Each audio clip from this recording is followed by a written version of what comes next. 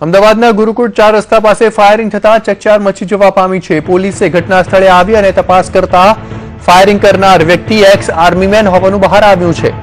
જો કે પોલીસે આ ઘટના બાદ નરેશ શાહ નામના 81 વર્ષીય એક્સ આર્મીમેનની ધરપકડ કરી છે। તેની સામે હત્યાના પ્રયાસનો ગુનો નોંધી અને તપાસ શરૂ કરાઈ છે। અને ચોંકાવનારી વાત તો એ છે કે આ ફાયરિંગ પાછળ ખૂબ જ નજીવી બાબત સામે આવી। મળતી માહિતી મુજબ જયસિંહ સ્વીટ નામના બંગલાના સિક્યોરિટી ગાર્ડ અને અજય મોદી ટ્રાવેલ્સના સિક્યોરિટી ગાર્ડ બંગલા નંબર 8 પાસે ઉભા હતા અને ત્યારે એક્સ આર્મી ઓફિસરે પોતાની રિવોલ્વર કાઢી એક રાઉન્ડ ફાયરિંગ કર્યું હોવાની માહિતી પોલીસે આપી હતી।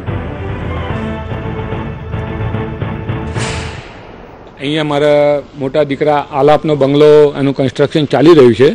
કંઈ વાત કંઈ ખબર નથી, કોઈ મેટર અમે લોકો તો હતા બી નહીં અને શું થયું શું નહીં ને કંઈક સીધો ફાયર કર્યો એમણે કાકાએ।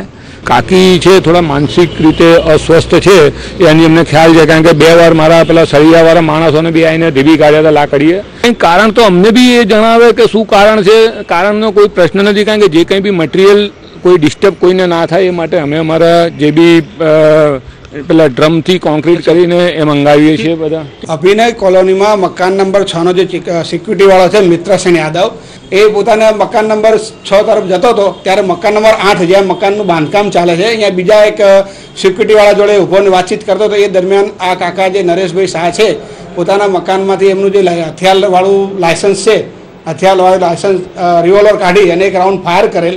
એમાં ફરિયાદી બેસી જતા એને કોઈ ઈજા થયેલ નથી।